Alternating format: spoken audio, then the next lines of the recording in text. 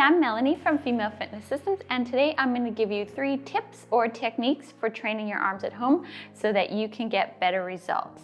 Now, really, the tips I'm going to be giving you are equally useful for training at the gym because it's all about training smarter and learning to connect with your muscles better. The problem with training at home is that you're not going to have access to the variety of machines and cables and a wide range of dumbbells like you would at the gym. So getting results is harder, especially if you only have lighter weights.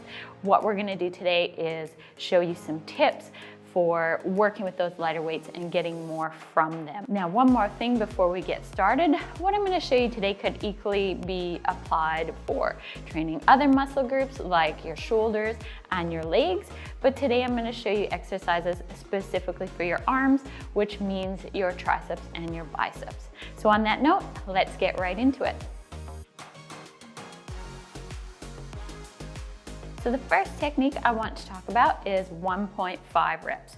This is where you do a half rep and then you go down and then you do a full rep and you go down, and that 1.5 rep counts as 1 rep. So essentially you're extending the time that you're working, or time under tension as it's known. If you only have light weights, this is a great technique to use at home because 10 1.5 reps is a lot harder than 10 regular reps, which means your lighter weights are going to feel a lot more challenging.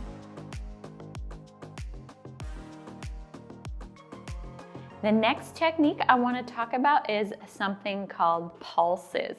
Now, technically they're not called pulses, they're called partials, but my clients know them as pulses, and it's probably going to help you understand them better if we call them pulses in this video. We use these so much in my gym here with my clients, and they always tell me that it's the pulses at the end of their set that absolutely kills them. So essentially what you're doing is you'll do your full reps. So let's say you do 10 full reps of something like a squat. I love pulses when it comes to squats.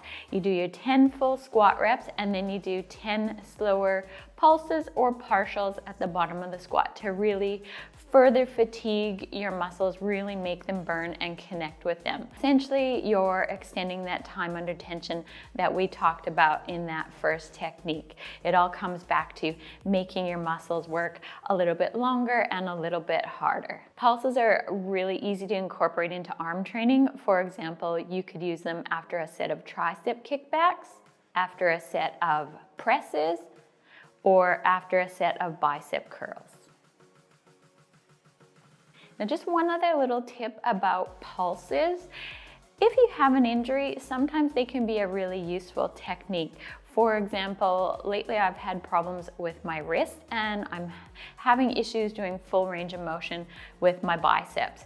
And so what I did yesterday at the gym was do some cable bicep curls, and rather than take it to failure using full reps, I did 10 slow full reps on a slightly lighter weight than normal, and then I did 10 very concentrated reps in the range of motion where I felt my biceps working the hardest so that I could really focus on connecting with them and getting a good burn. So that's another way that you can use the pulses in your training.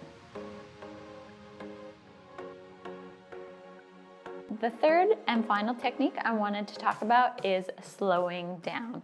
Now, this one seems really obvious, but to be honest, it's the one that is often really missing from people's training. People just go through the motions and they don't take time to connect with the muscle that they're working. When you slow things down, you can focus on getting a really good muscle contraction and building up that burn and fatigue in your muscles, which is what's necessary to really change the shape of your body and build some muscle.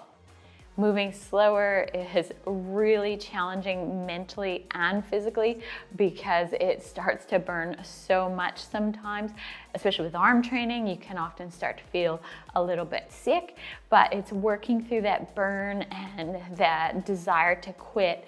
That's where the magic happens. So I highly recommend slowing down some of your movements when you're training arms. And then if you only have light weights, it's a really great way to make your lighter weights feel harder.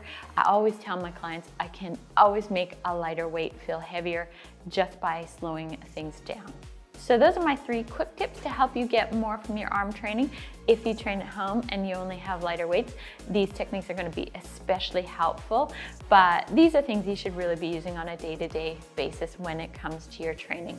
Now, before I let you go, I wanted to remind you that I do have some really awesome online programs that take care of all of these things for you.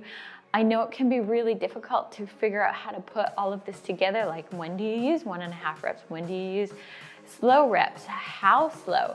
In my programs, I take care of all of that. I even give you the tempo and the count that you should be using on a lot of the movements. So I'll leave a link to my programs in the description of this video if you want to go check them out after watching. I also have a video showing what you need if you are training at home and how to start scaling up your gym. So that should be popping up somewhere on the screen right about now. And if not, you can find that on my channel after watching.